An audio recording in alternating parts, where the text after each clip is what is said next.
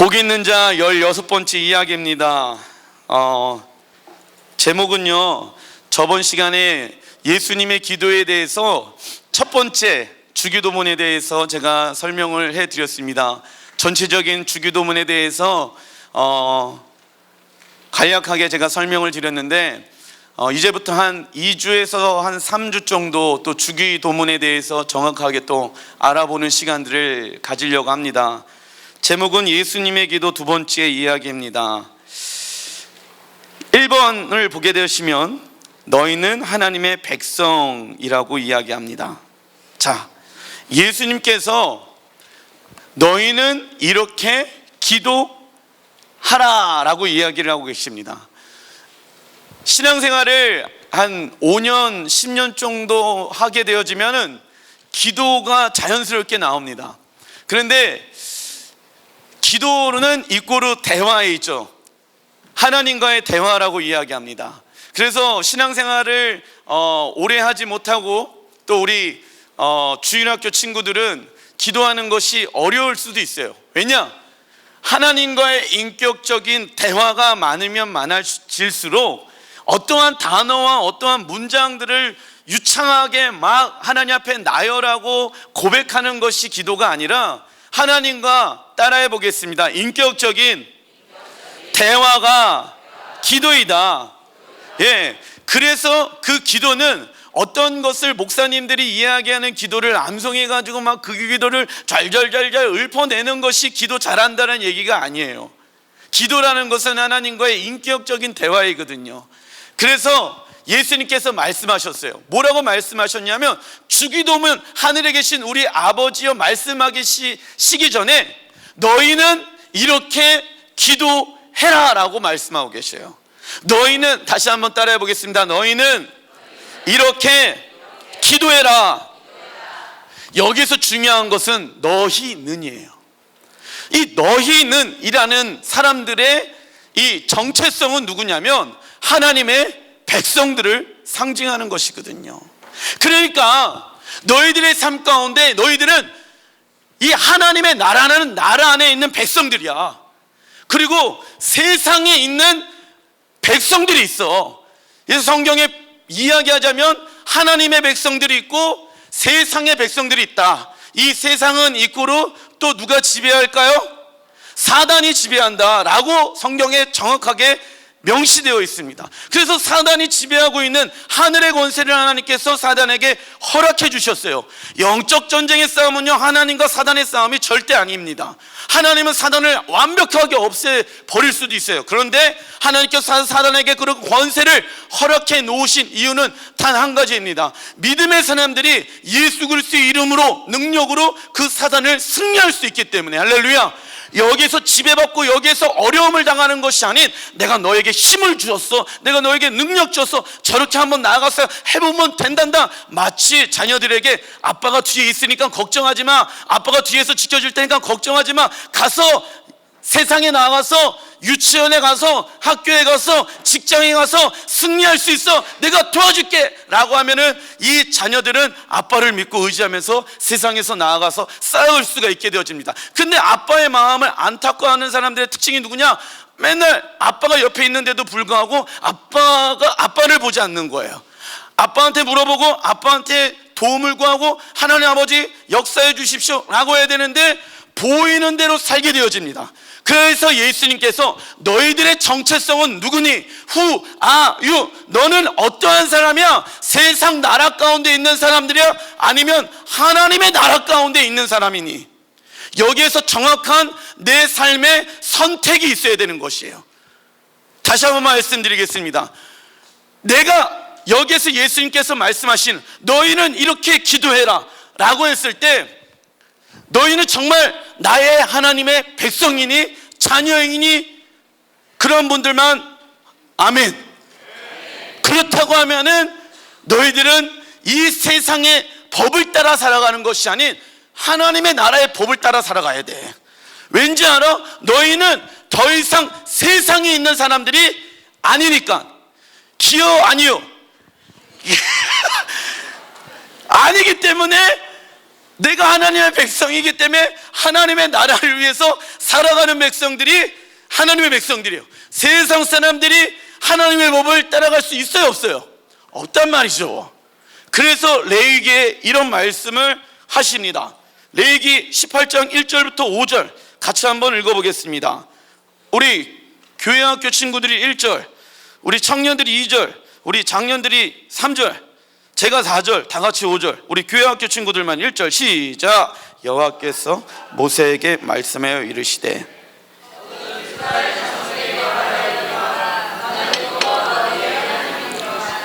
너희는 너희가 거주하던 애굽의 땅의 풍속을 따르지 말며 내가 너희를 인도할 가나안 땅의 풍속과 규례도 행하라.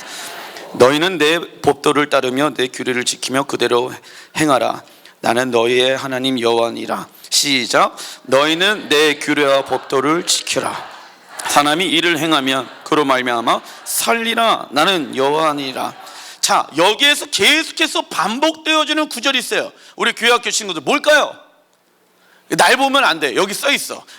여기 보면은 뭐라고 나와 있을까요? 검정 글씨. 예, 너희라는 말을 계속해서 쓰고 있습니다. 그런데 보세요. 4절에 너희는 내 법도를 따르며 내 규례를 지키고 그대로 행하라. 나는 너희 하나님이라. 또 하나님이 말씀하세요. 너희는 내 규례와 법도를 지키라. 사람이 이를 행하면 그로 말미암아 살리라. 나는 여호와니라. 예수님께서, 하나님께서 원하시는 것이 있어요.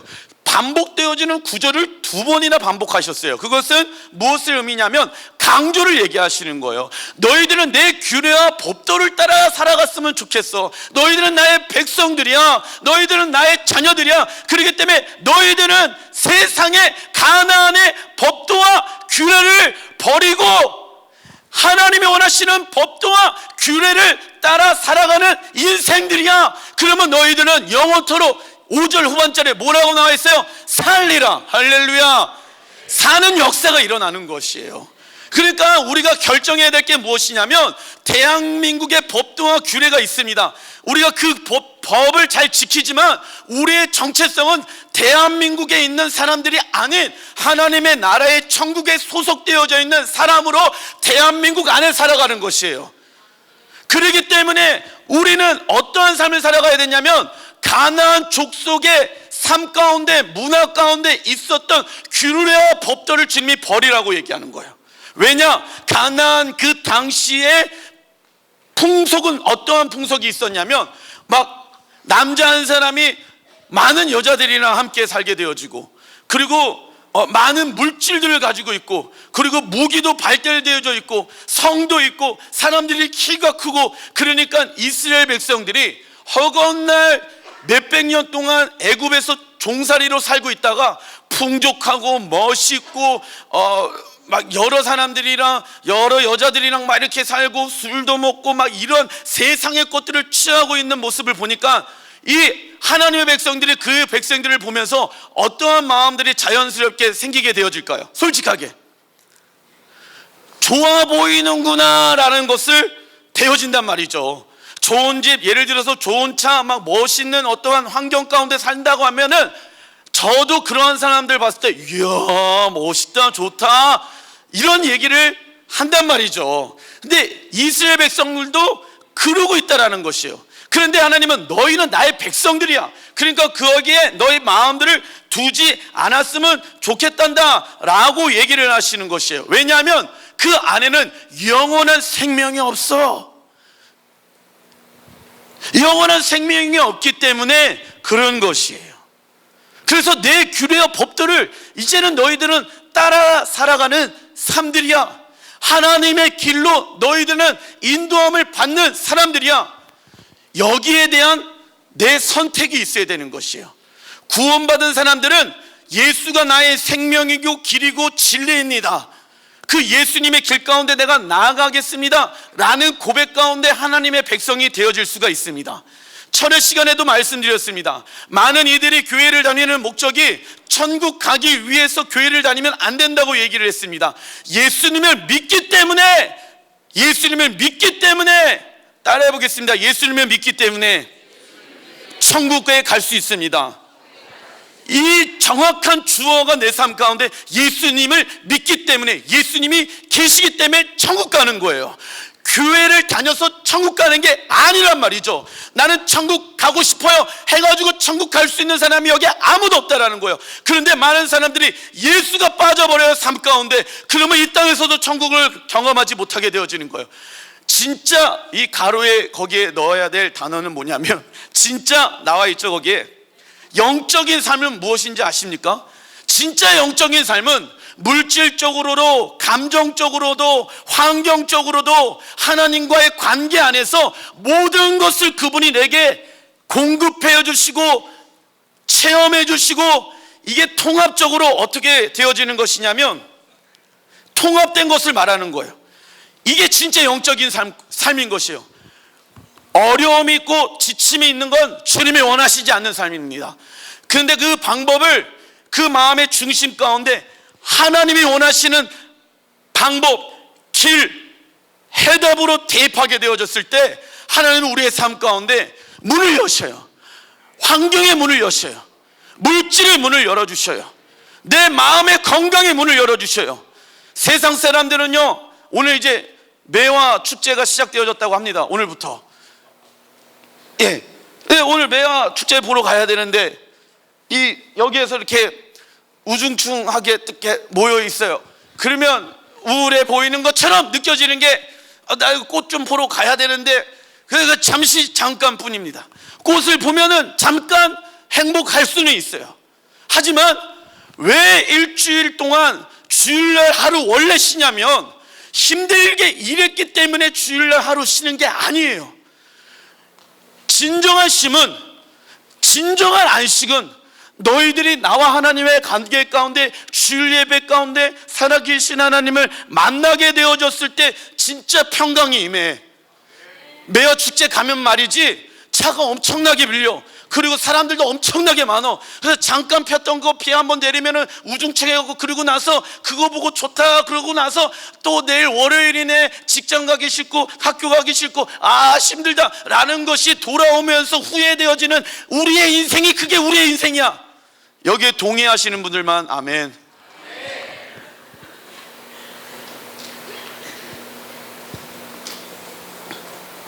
그런데 하나님은 내가 너희를 만나면 매화꽃 보는 것보다 더 아름다운 예수의 형상을 내가 너희에게 보여주리라.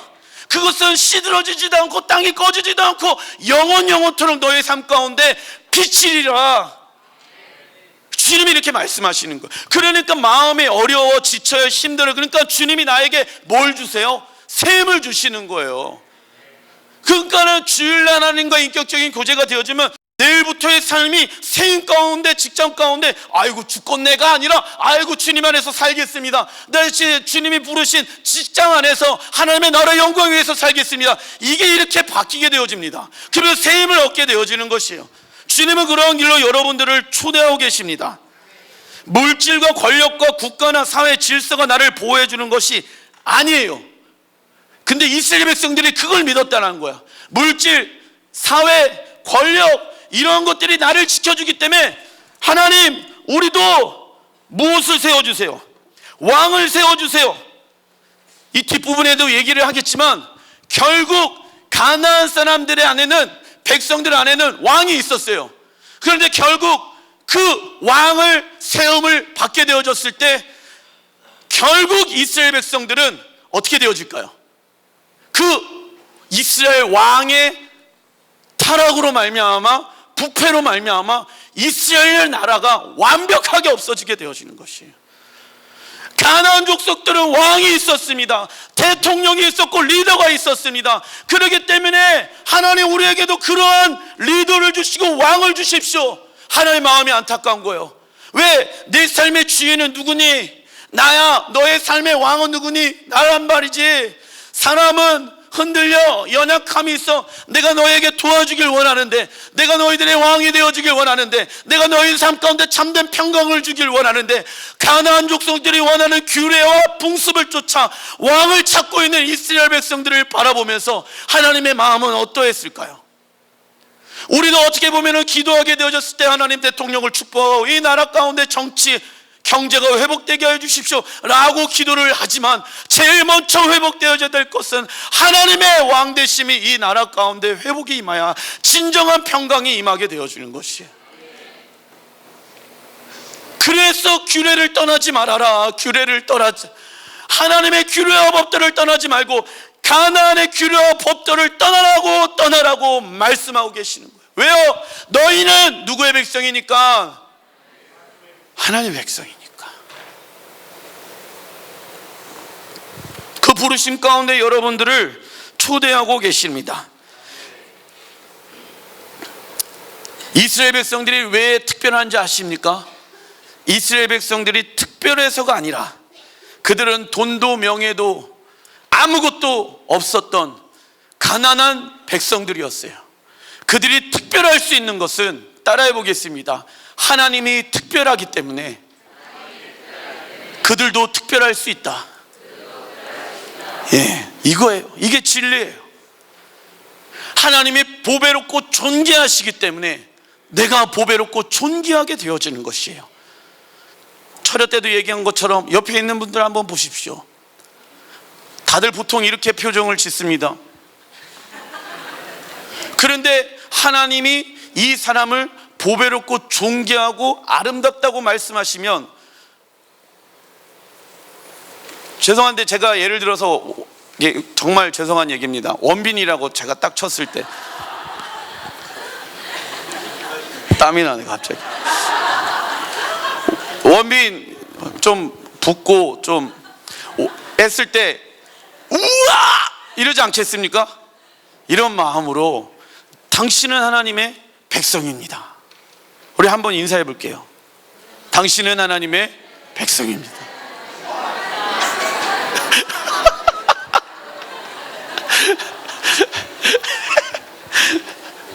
너무 들이대시면 치쳐버려라 이래. 자, 그런데도 우리도 가나안 백성들처럼 살겠습니다. 끊임없이 그 특별한 하나님의 부르심 가운데 이스라엘 백성들은 거절해요. 사무엘상 읽어보겠습니다. 8장 5절 시작. 그에게 이르되 보소서, 당신은 늙고 당신의 아들들은 당신의 행위를 따르지 아니하니 모든 나라와 같이 우리에게 왕을 세워 우리를 다스리게 하소서 한지라. 자, 그래서 성경에서 죄란 뭐냐면 하나님이 주인이신데 내가 주인처럼 살아가는 거, 이 성경에서 말하는 죄예요. 여기서 정확하게 나오죠. 모든 나라와 같이 누구에게? 우리에게 왕을 세워 우리를 다스리게 하소서. 모든 나라에게 있는 왕처럼 우리를 다스리게 하면, 리더가 있으면 우리 마음이 평안할 것 같아요. 좋을 것 같아요. 행복할 것 같아요. 안정적일 것 같아요. 왕이 있으면요, 물질이 있으면요, 권력이 있으면 행복해질 것 같아요 라고 얘기하는 거예요. 결국 이스라엘 백성들은 하나님의 백성이었어요. 그런데 그 하나님의 백성이라는 정체성을 잃어버리는 순간 이스라엘에게는 멸망이라는 것이 오게 되어지는 것이죠. 좀 전에 말씀드린 것처럼 하나님의 길을 따르게 되어지면 이 세상의 물질과 권력과 국가, 사회 질서가 나를 보호해 주는 것이 아니라 하나님이 우리를 지켜주시는 것이에요. 할렐루야. 그러면서 주님께서 그렇다고 하면은 어떠한 삶을 살아야 되냐면, 작은 2번 같이 한번 제목 읽어보겠습니다. 시작. 산상수훈의 삶으로 초대하고 계시는 하나님. 자, 이 산상수훈은요, 특별히 이 팔복에 대해서는요, 첫 번째 복부터 네 번째 복까지는 하나님과 나와의 관계입니다. 그리고 다섯 번째 복부터 여덟 번째까지의 복은요, 하나님과 나와 세상과 나와 이웃과의 관계를 얘기를 하고 있는 것이에요. 그런데 그 삶 가운데 그 중심에 산상수훈의 삶이 있게 되어지면은 내 삶에 하나님이 주시는 평강이 임한다라고 이야기를 합니다. 그런데 많은 사람들이 이 설교를 알고 있고 우리도 또한 들었습니다. 그런데 그러한 것을 삶 가운데 경험하지 못하고 있는 사람들이 대부분인 것 같습니다. 왜 그러냐면, 따라해 보겠습니다. 설교로 들었기 때문이다. 예, 설교로 들었기 때문에 내가 알고 있는 내용으로 머리만 있지 그것이 내 삶 가운데 살고자 하는 하나님의 나는 백성이기 때문에 나는 이렇게 살길 원합니다. 내가 세상의 법례와 규례와 그런 것들을 내가 따라 살아가는 것이 아닌 하나님의 규례를 따라 살아가는 삶으로 내가 살길 원합니다. 하나님 안에 진정한 평강이 있고요. 내가 왜 그렇게 살길 원합니까? 왜 내가 산상수훈의 삶을 살길 원할까요? 이 질문 앞에 여러분들이 정확한 질문이 뭐가 나와야 되냐면, 나는 하나님의 자녀이기 때문에. 내가 죽고 나서 어딜 가니까? 천국이니까. 제가 저번에도 계속 말씀드렸잖아요. 산상수훈의 말씀 5장부터 시작되어지기 전에 바로 예수님께서 말씀하시는 게 영어 NIV의 성경을 보면 Kingdom of Lifestyle이라고 나와 있다고. 천국에서의 삶은 이 산상수훈의 삶이야. 그러니까 산상수훈의 삶을 살아가게 되어졌을 때는 삶 가운데 천국을 경험할 수 있게 되어져.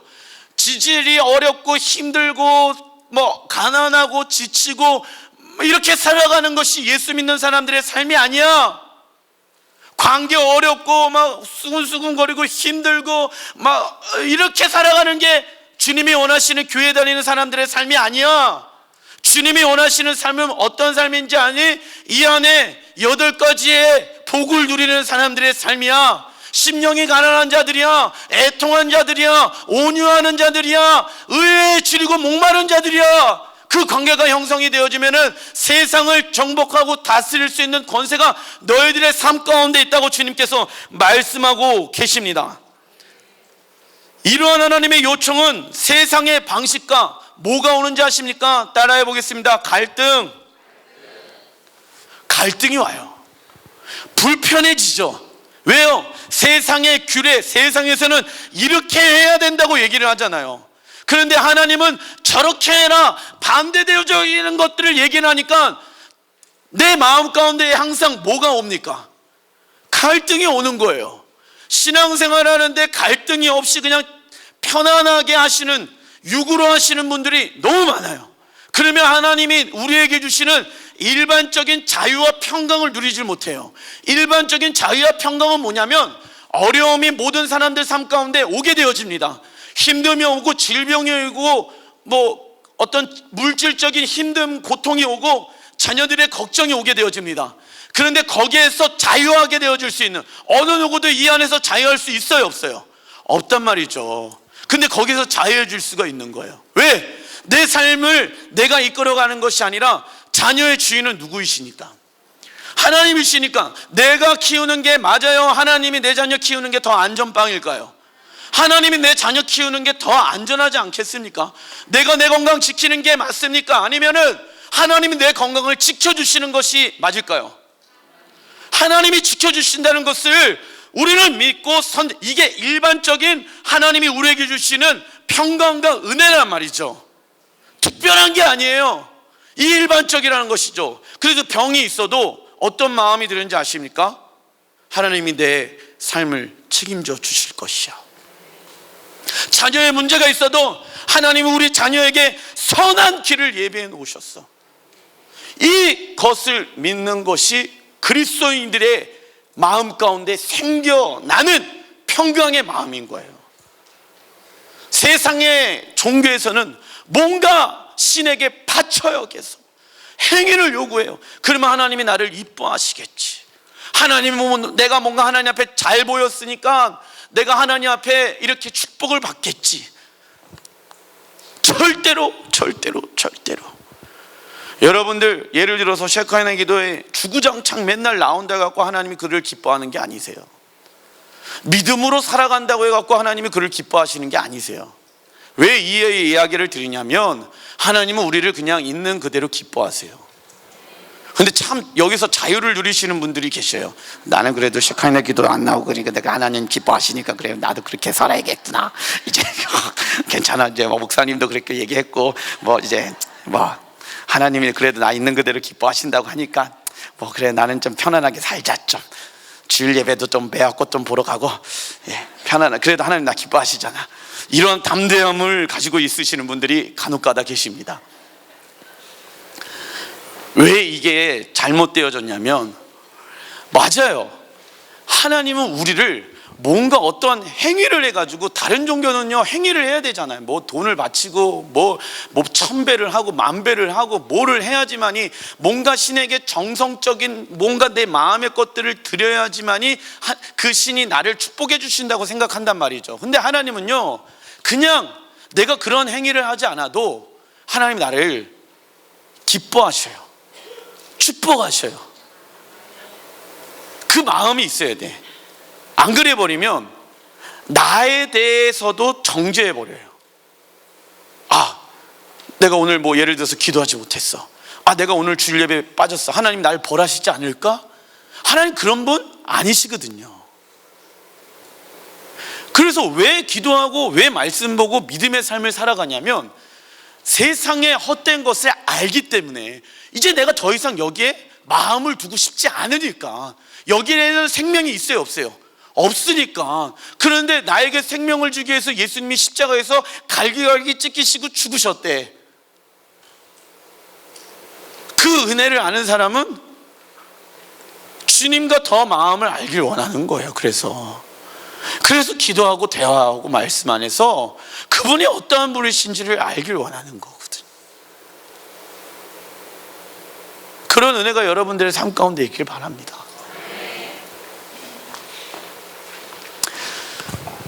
산상수훈의 삶이 버겁게만 느껴지는 것 같은 이유, 그 딜레마는 어떻게 해야 할까요? 그 답은 뭐에 있냐면, 따라해 보겠습니다. 주기도문에 있다. 자, 보세요. 표 나왔죠? 2번, 큰 2번입니다. 산상수훈의 삶을 가능케 하는 주기도문. 신앙생활 몇 년 하다 보면 내 힘으로 신앙생활을 할 수 없다는 것을 알게 되어집니다. 기도해야지 살 수 있다는 것도 알아요. 기도가 중요하다는 것을 알고 있는데 경험도 해봤습니다. 그런데 그게 잘 안 돼요. 그러면서 예수님께서 산상수훈의 메시지가, 제가 말씀드렸습니다. 5장에서부터 7장까지가 산상수훈의 설교라고. 그런데 크게 5가지의 주제로 구분할 수가 있거든요. 첫 번째는 뭐냐면, 첫 번째 읽어보겠습니다. 시작. 하나님 나라의 정체성. 두 번째, 시작. 하나님 나라의 백성의 새로운 삶의 방식. 세 번째, 하나님 나라 백성의 신앙생활. 네 번째, 하나님 나라의 백성이 가져야 할 하나님을 향한 신뢰. 다섯 번째, 하나님 나라 백성의 열매와 목적. 자, 보세요. 이 표를 보세요. 이 표를 보시면, 그래서 정체성과 삶의 방식 얘기하고 나서 신뢰와 열매와 목적 얘기하면서 가장 예수님께서 이 모든 삶들을 이뤄낼 수 있는 말씀의 능력은, 기도는 어떤 건지 아니? 그게 주기도문이야. 그래서 가운데 들어와 있는 거예요. 산상수훈의 메시지 하시고 나서 6장에 예수님께서 주기도문, 이 기도 가운데 너희들이 있어야 돼. 여러분들, 우리가 좀 주기도문을 무슨 주문처럼 외우듯이 하면 안 돼요. 하늘에 계신 우리 아버지의 이름이 거룩히 여김을 받으시오며 나라의 마옵시오며 뭐 이런 식으로 주기도문을 생각하시면 안 됩니다. 그 주기도문에 담겨져 있는 정확한 메시지가 무엇인지를 알고 있어야 돼요. 그래서 여러분들의 삶 가운데 기도의 내용이 바뀌었으면 좋겠습니다. 이 작은 1번 보세요. 하나님만을 구하는 기도. 주기도문을 말씀하기 전에 말씀하신 것이 있습니다. 너희들이 기존에 기도했던 모습들을 버려야 한다라고 이야기하시는 거예요. 남들에게 보여주기 위한 기도, 말을 많이 하면 들어주실 것 같다라는 기도가 무슨 기도일까요? 이방인의 기도인 거예요. 이 6장에 예수님이 너희는 이렇게 기도하라고 나서 그 하시기 전에 바로 위에 이방인들처럼 기도하지 말아라 라고 나와 있어요. 그리고 또 뭐라고 말씀하고 있으시냐면, 아무런 목적 없이 외우기만 하는 종교 형식주의자의 기도를 하지 말아라. 그러면 안 된다. 그리고 기도할 때 어떠한 마음을 가지고 기도를 해야 되는지가 중요해. 그 마음을 얘기를 해줄게. 그것은 마태복음 6장 5절이야. 같이 한번 읽어보겠습니다. 시작. 너는 기도할 때 내 골방에 들어가.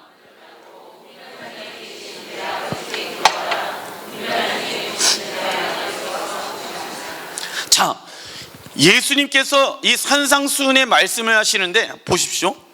다 뭐라고 나와 있냐면 너희는 이라고 나와요. 이것을 복수라고 얘기합니다. 그래서 너희는 하나님의 백성들이야. 그런데 유일하게 예수님께서 주기도문을 가르쳐 주시기 전에 너희들이 있어야 할 곳을 얘기합니다. 그러면서 여기에서 유일하게 단수를 얘기해요. 그래서 너는 그렇게 나오죠. 너는이라고 나와요. 너는 기도할 때 내 골방에 들어가 문을 닫고라고 나와요.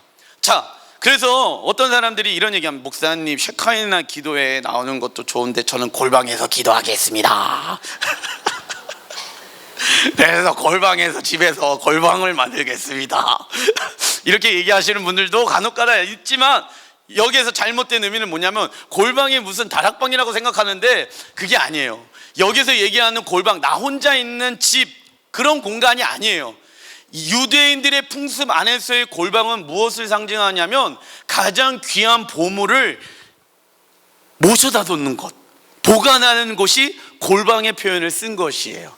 그래서 나는 너희들의 마음 가운데 어떠한 지리적인 어떠한 그 너 혼자만의 그 공간 가운데 있는 그 골방을 얘기하는 것이 아니야.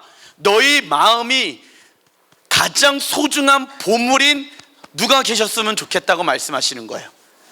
하나님, 예수님, 성령님, 너희들의 마음이 골방이 되어졌으면 좋겠단다. 왠지 아니? 왠지 아니? 왜냐하면 직장에 가고 학교에 가고 가정에 가면 기도가 돼요, 안 돼요? 잘 안 돼요. 그러니까 중요한 것은 뭔지 아니? 있는 곳곳마다 마음의 중심이신 하나님, 내가 가장 소중하게 생각하는 그 하나님, 그 하나님을 네가 있는 곳곳마다 모셔뒀으면 좋겠었어. 그러니까는 골방에 들어가 무엇을 닫으래요? 문을 닫으라는 거예요. 세상에 시끄러운 메시지들이 있어. 세상에 규례와 법도가 있어. 세상이 원하는 그러한 길들이 있어. 그렇게 얘기하는 것들을 뭐 하라고요? 문을 닫아. 그게 너의 정체성이 아니야. 그게 너의 모습들이 아니야. 제가 계속 얘기합니다. 청년들이요, 1학년 2학기 때, 1학년 1학기 때 잘 들어요. 청년 뒤에서 저기 거시기들 저기 예, 그 거시기들 그 잘 들어. 너희들 이제부터 거시기다. 그 이름을 호명하면 안 되니까. 청년들이 20살 돼가지고 요즘 예를 들어서 연대, 고대, 서울대 이렇게 막 좋은 대학교 있잖아요. 좋은 대학교, 그래 성균관대, 서강대, 그래 당국대도 껴줄게. 건국대 껴줄게. 그래 뭐 예를 들어서 이렇게 그냥 이렇게 좀 좋다라고 하고 그냥 그 서울 안에 있지만은 약간 좀 그것보다는 좀 안 좋은데 학교에 있는 애들이 뭘 준비하냐면 1학년 1학기 딱 한 학기 하고 휴학기를 내고 나서 공무원 시험 준비를 한대요. 20살 때부터. 왜? 공무원 시험을 준비하는 이유는 한 가지밖에 없습니다. 왜냐하면 내가 어차피 삐리리한 대학교 나와봤자 취업도 잘 안 될 거니까는 내가 그냥 지금부터라도 구급공무원 시험 준비해갖고, 왜냐하면 구급공무원 시험이 뭐가 많이 나오냐면 고등학교 때 공부한 게 많이 나온대. 그러니까 지금 20살 때 그것을 시험을 보면은 내 삶 가운데 이제 안전빵으로 내가 이렇게 평탄하게 살아가게 되어질 수 있을 것이야 라고 생각을 해서 공무원 시험 준비를 하는 불쌍하고 패기도 없고 열정도 없고 용기도 없고 도전도 없는 대한민국 청년들이 이 시대를 살아가고 있습니다. 저는 그 이야기를 듣고 너무 마음이 아팠습니다. 이 얘기 듣고 목사님 좋은 정보 알려주셔서 감사합니다 이러면 안 돼. 지금부터 그걸 위해서 살겠습니다. 마이크로 찍을 수도 없고 머리에는 뭐가 들었니 도대체. 가장 좋은 설교는 찰떡같이 얘기해서 찰떡같이 듣지만 개떡같이 얘기해도 찰떡같이 듣는 은혜가 여러분들의 삶 가운데 있길 바랍니다. 거기에 안정감이 있다고 생각하는 거예요. 젊음만이 경험되어질 수 있는 패기와 열정과 도전과 그 안에 실패에 경험되어지는 값진 보화들, 이런 것들은 없고 돈이 최고다라고 방향을 설정해 놓고 얘기하고 있는 대한민국의 현실 가운데 여러분들은 자녀들에게 어떠한 이야기를 하고 계십니까? 하나님이면 된다라고 얘기하고 계십니까? 아니면은 하나님은 하나님이고 이렇게 세상이 원하는 대로 아이들을 양육하고 키우고 계십니까? 물론 최선을 다해서 공부하고 열심히 노력해야겠죠. 내가 할 수 있는 최선만 하면 되는 것이에요. 남들과 비교되어져서 열등감과 상처, 어려움 때문에 나는 그렇게 살지 못하기 때문에 나는 쓸모없는 인간이라고 본인 스스로 그렇게 생각할 필요가 없습니다. 공부가 은사가 아닌가 보지 걔는. 모든 사람들이 다 공부를 잘할 수 있다고 하면은 어떻게 되겠습니까? 세상이 안 된단 말이죠.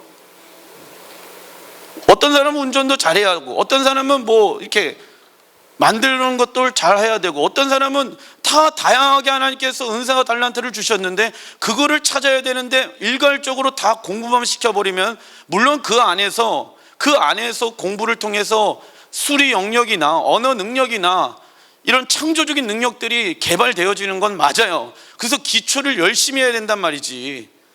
그런데 그거 안 됐다고 어려워할 필요가 있을까요? 없을까요? 없단 말이죠. 그러면서 기도를 해요. 엄청 기도하고 나서 하나님한테 뭐라고 얘기했냐면 하나님 저번 주에 내가 기도한 거 못 들으셨어요? 하나님 지금 장난 아닌데 지금 당장 하셔야 되는데 지금 어려워요. 왜 그러세요 지금 도대체 나한테 왜 그러세요?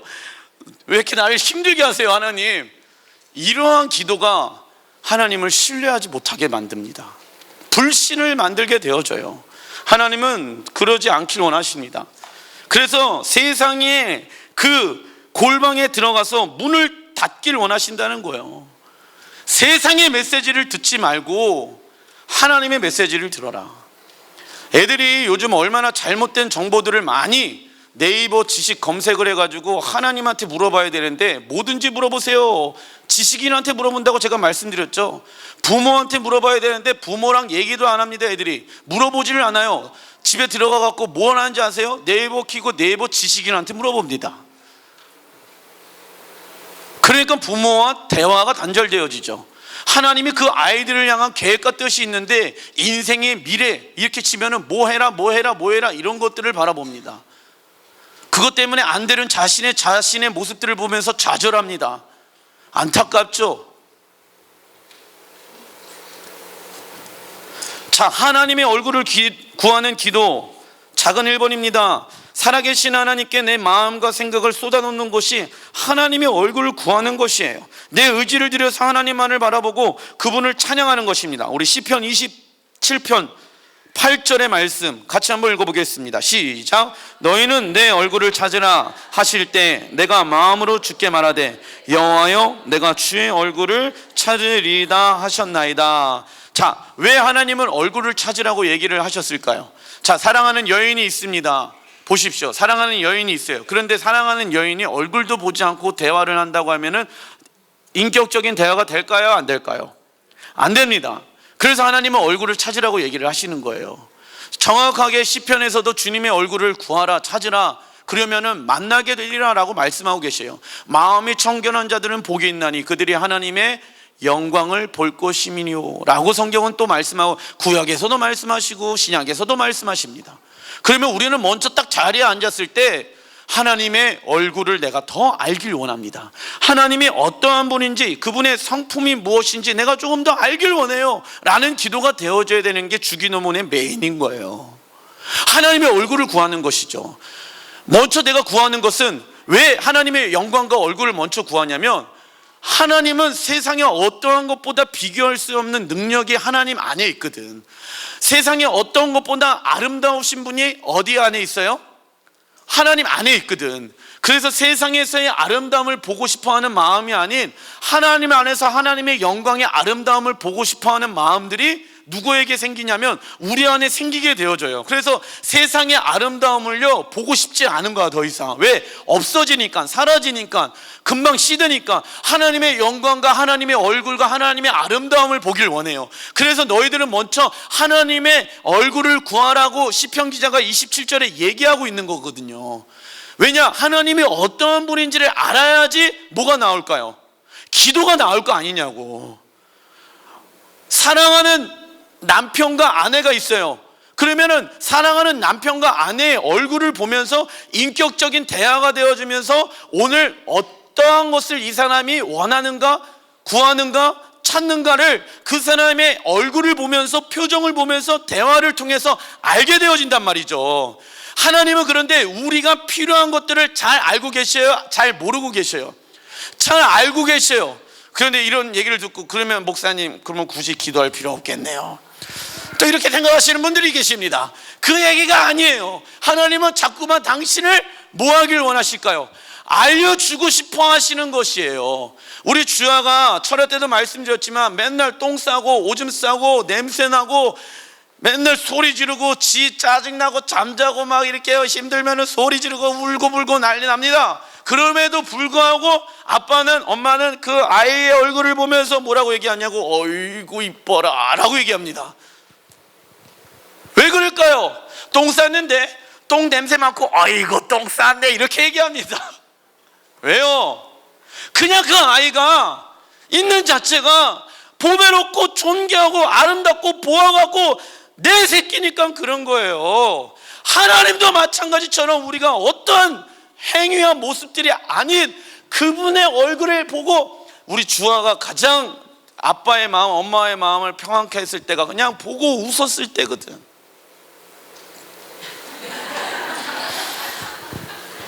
웃으면 좋아요. 웃으면 너무 사랑스러워요. 똥을 쌌든 뭘 했든. 근데 우리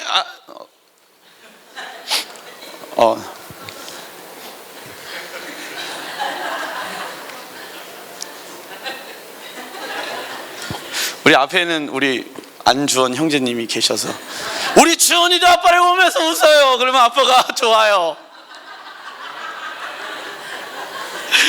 요즘 어쩜 말을 그렇게 잘 듣는지 몰라요. 말을 잘 들으면 잘 들을수록 내가 좋아요. 예, 반응법 모르지. 근데 점점점 정기사모님이 이런 얘기 하는 거예요. 주원이가 가족들이랑 함께 할 수 있는 시간들이 보통 초등학교 3학년, 4학년, 10살 되어지면 친구들이랑 논다는 거죠.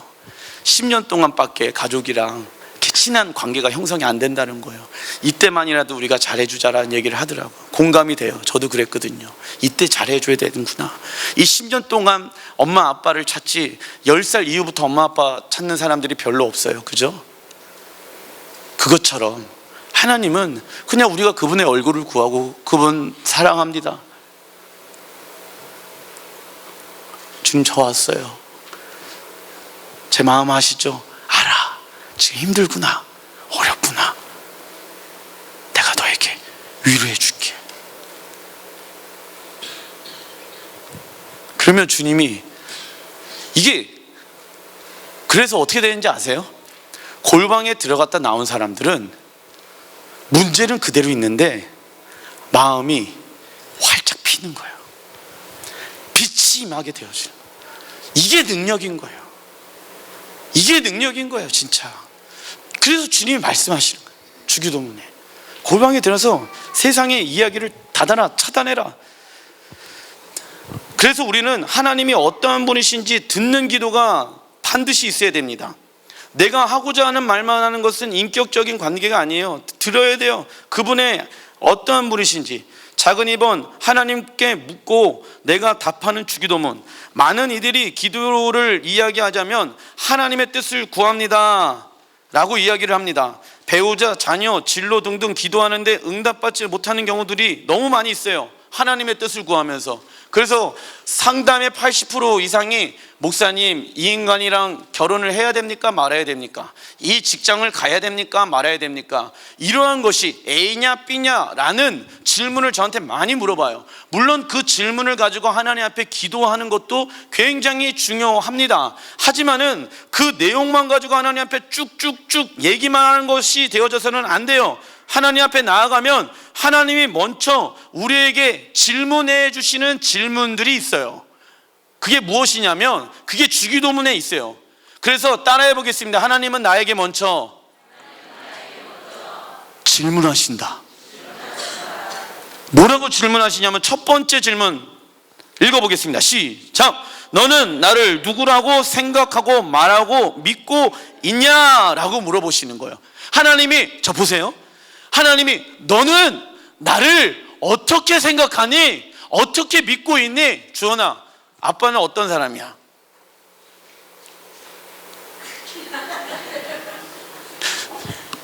이러네.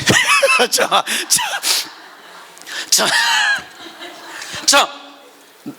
괜찮아. 자, 왜 앞에 앉아 있어갖고 잠깐. 아니 괜찮아. 앞에 앉아 있어 날마다, 알겠지? 주원이 저는 거기 앉아, 거기.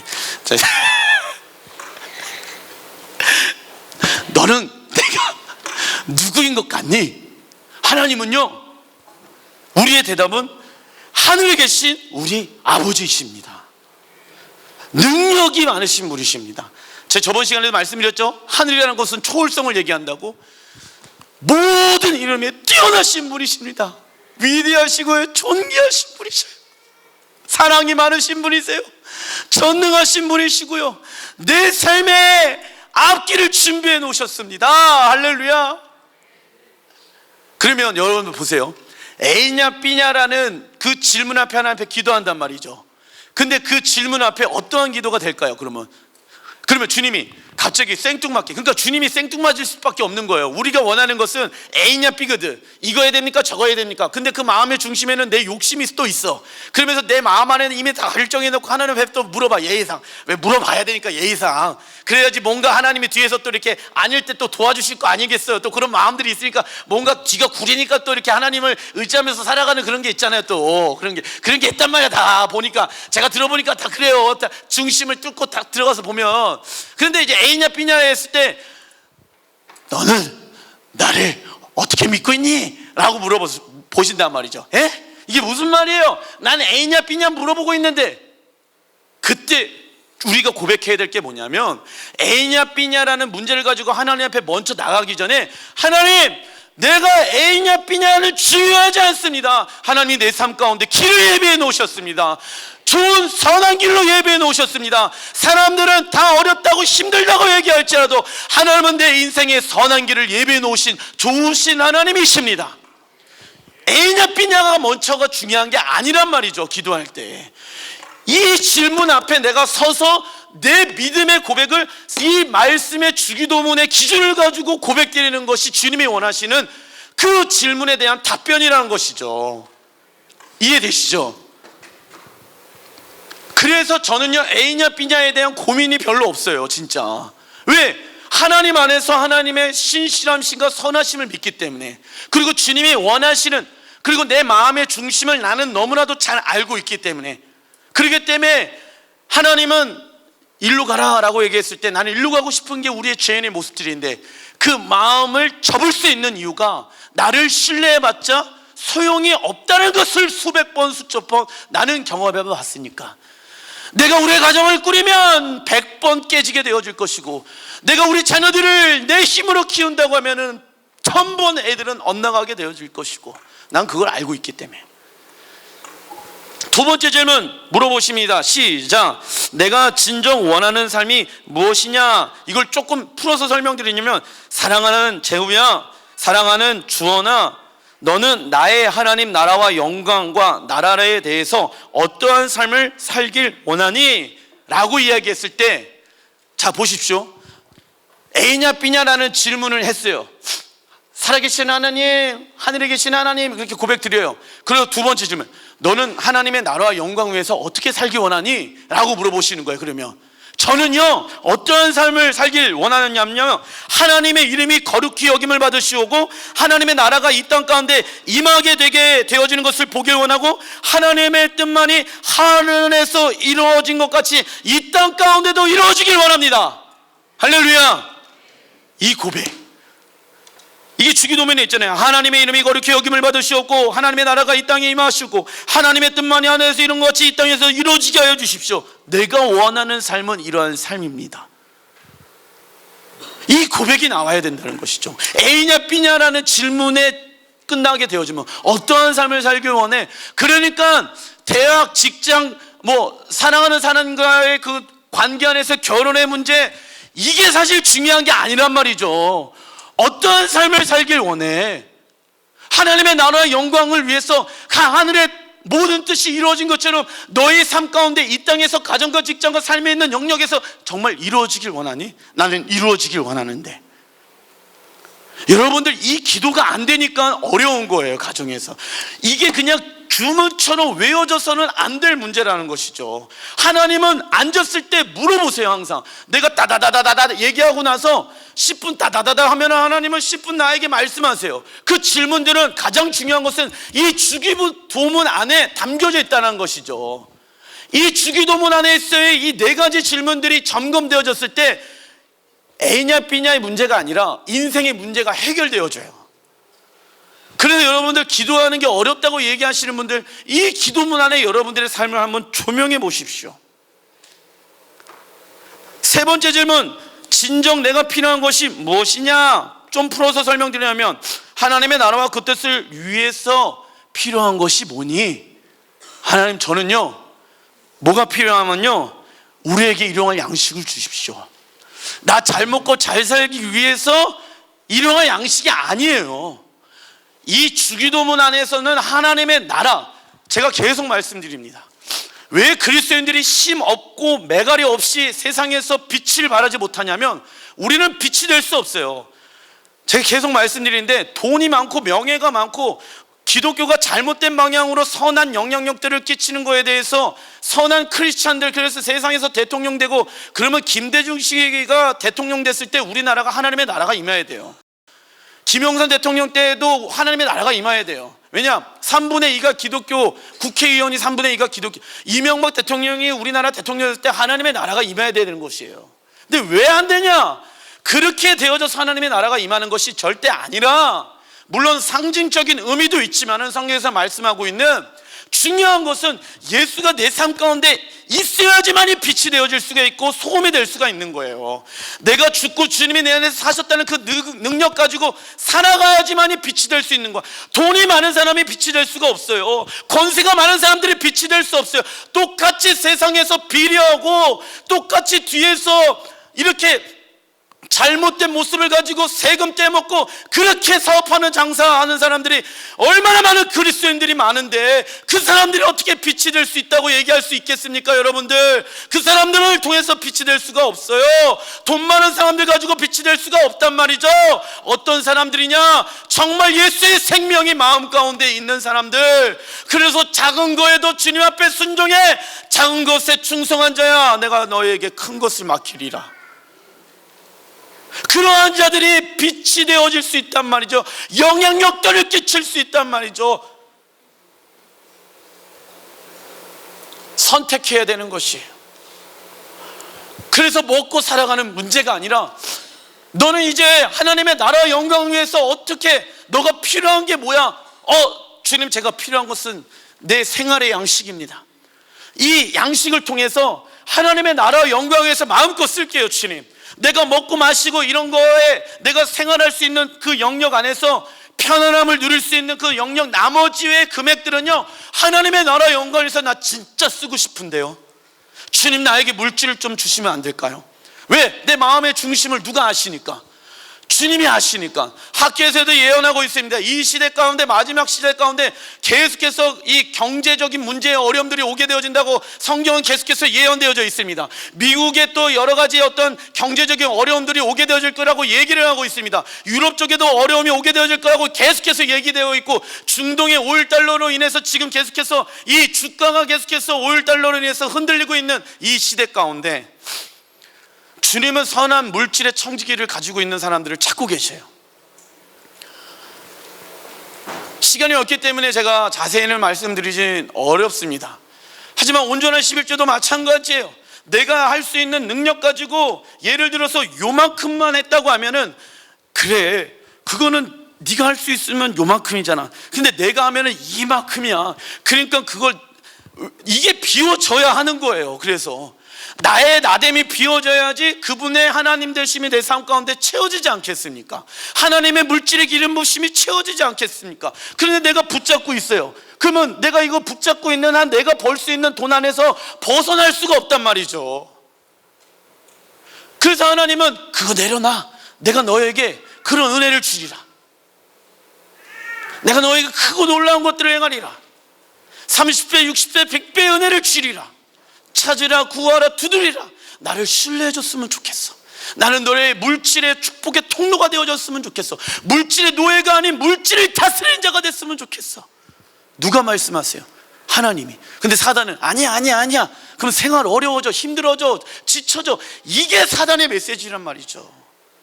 그런 물질의 자유한 자가 여러분들의 삶 가운데 있길 주님의 이름으로 축원드립니다. 정말로. 그러면서 세 번째 질문이 이제 끝나게 되어지면서 네 번째 질문 읽어보겠습니다. 시작. 내가 이러한 담대한 기도와 인생을 살 수 있는 근거는 무엇이니?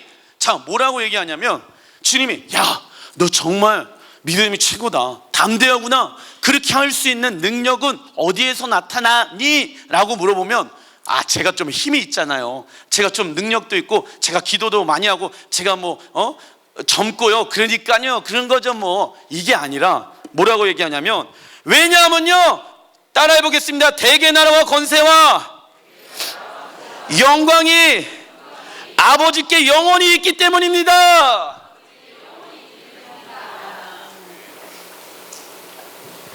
물질이 있어서, 건강이 있어서, 돈이 있어서, 뭐가 있어서 그렇게 살아가는 것이 아니라 대개 나라와 권세와 영광이 하나님 아버지께 있다는 것을 나는 믿기 때문에, 그래서 자신감이 있고 그래서 근거 있는 믿음을 가지고 주님 앞에 살아갈 수 있는 근거가 이 말씀 안에 그분이 누구이기 때문에. 누구의 아버지? 나의 아버지, 우리의 아버지, 너의 아버지. 그래서 너희는 이렇게 기도하라고 주님이 말씀하시는 거예요. 그런 권세를 줬다니까, 능력을 줬다니까. 나 지금 아무것도 없는데요, 건강도 힘든데요. 아니야, 그걸 얘기하는 게 아니야. 그러니까 이게 포인트가 안 맞는 거예요 지금. 그러니까 하나님이 어떠한 분인지를 정말 알아야 되는 거예요. 그래야지 내 인생에 이 주기도문 안에서 하나님이 내게 주시는 풍성한 은혜의 삶을 경험할 수가 있게 되어집니다. 하나님은 그 풍성한 삶으로 여러분들을 뭐하고 계신지 아십니까? 초대하고 계셔요 지금. 지질이 공상맞게 어렵게 힘들게 그러면서 교회 와갖고 힘들어요 주님, 이러한 삶이 아니라 그 안에 하나님의 위로하심도 있지만 그 안에서 벗어나길 원하세요. 그 벗어나는 능력은 내 안에 있는데 내가 세상의 법도를 따라가느냐, 주님의 길로 선택해서 따라가느냐의 선택의 기로점에 여러분들이 서 있습니다. 믿음은 뭔지 아십니까? 선택인 거예요. 내가 무엇을 선택할 것인가. 하나님 잘못이 아무것도 없는 거예요. 어떻게 보면 내가 어떻게 살 것인가에 대한 선택, 자녀, 직장, 가정, 교회, 어떠한 것을 선택하느냐에 따라서 하나님은 그 사람에게 풍성한 삶으로 초대를 하는지, 아니면은 그 길 가운데 외에는 다른 길이 없잖아요. 그래서 좁은 길이잖아요. 아니면은 사망과 멸망의 길로 가는 것을 선택할 것인지, 가나안 족속이 가지고 있는 아름다움, 물질, 명예, 왕, 이런 것을 선택할 것인지, 아니면 하나님 안에서의 권세와 능력을 선택할 것인지. 그리고 예수의 이름을 얻는 자들에게 하나님의 자녀가 되어지는 권세를 주셨다고 말씀하셨어요. 파워, 능력이에요. 그 권세를 여러분들 활용하면서 살고 계십니까? 권세를 주셨대요. 이거는 헬라어를 보게 되지만 현재 진행형이에요.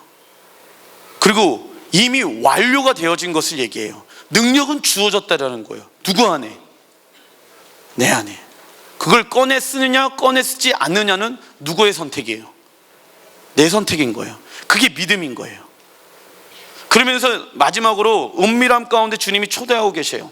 많은 사람들이 예배팀 나와주시고요, 이렇게 얘기를 하시는 분들이 있습니다. 기도를 엄청나게 많이 했어요. 그런데 여기서 얘기하는 은밀히 들으신다는 얘기는 뭐냐면 자세히, 긴밀하게, 정확하게 들을 것이다. 자, 골방에 들어가서 문을 닫고 은밀히 말씀하시는 것을 들으라 예수님께서 말씀하시죠.